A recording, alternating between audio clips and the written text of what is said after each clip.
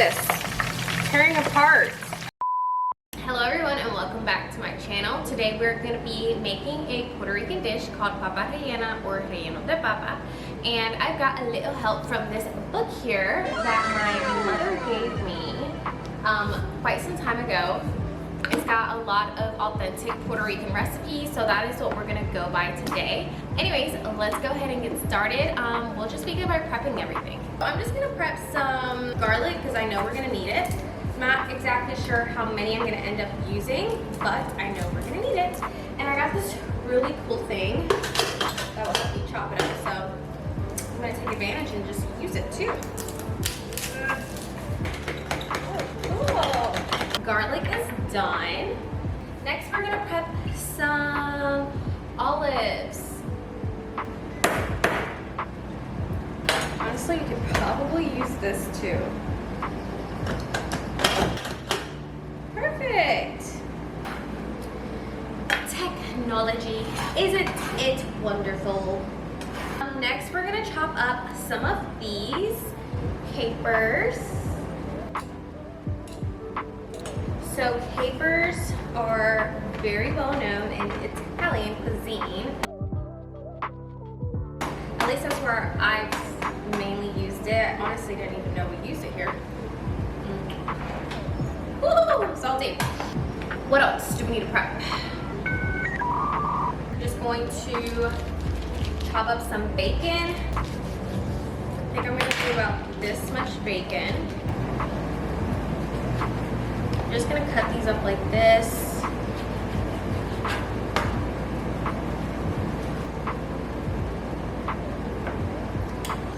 Bacon. Alright, so we are back. This is a 5-pound bag.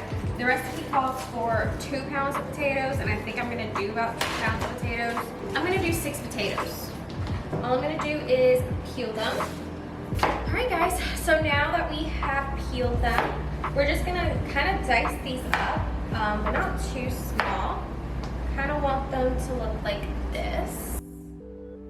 And then I'm just going to put that in a bowl of water. Alright, that's done. Now we're going to put this in a pot of boiling hot water. Alright, so we have our pot of boiling water here. I'm going to go ahead and salt it.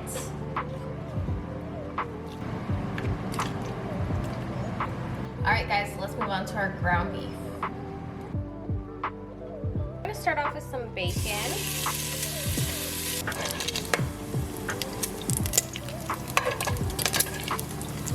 We're going to remove this bacon grease, but save it because we might need it later. I'm going to add a couple tablespoons of sofrito. I've got a lot of ground beef I'm working with, so I think I'm going to do about 4 tablespoons. Next, I'm going to add some garlic. Now I'm going to add my ground beef. I'm going to start off with 1 packet of sazon, but this wasn't in the original recipe, so I'm going to just start off with this, see how it tastes, and then add 1 more if I need to. Some oregano.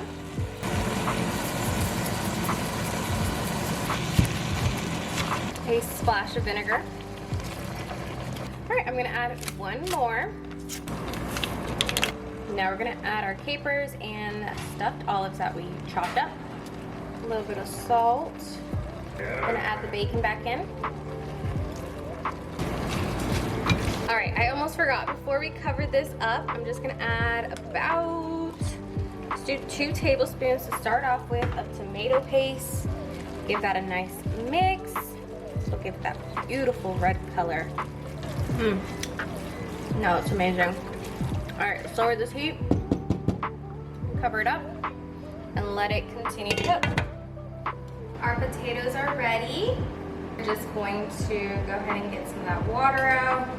Doesn't all have to be completely out.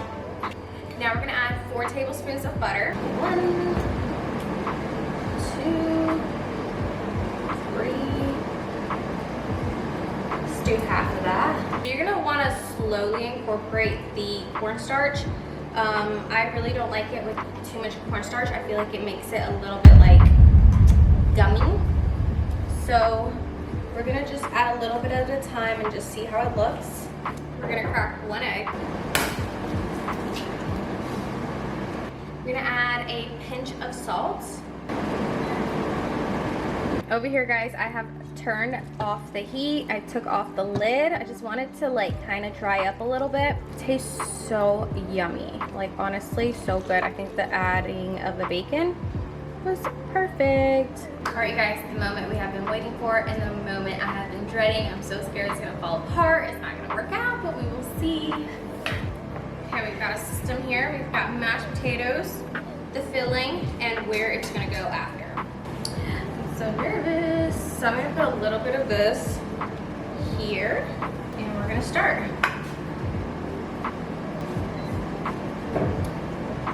I have very small hands.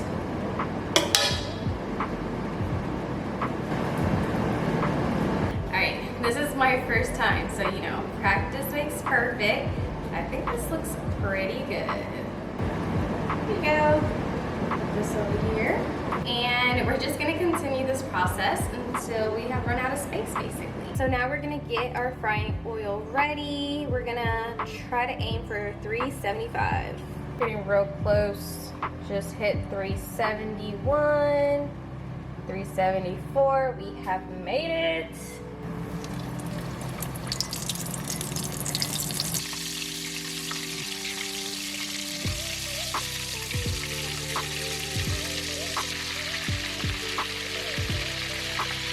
Well, you guys, this was a fail.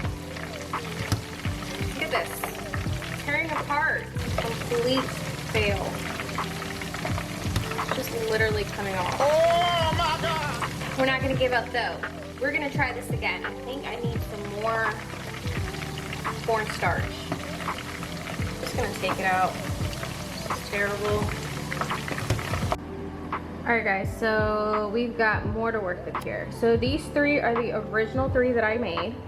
However, I just wrapped them up with a little bit more cornstarch. These three, and you can tell these have a way better consistency than these.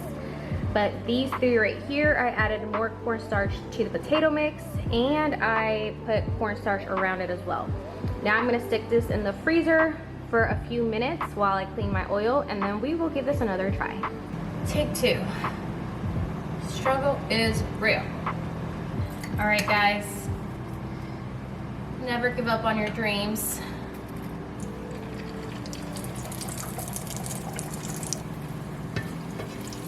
I'm only gonna do two. You guys, major progress here. It already looks so much better. Okay, okay. I'm gonna let this go for like 5 to 7 minutes. Okay, first flip.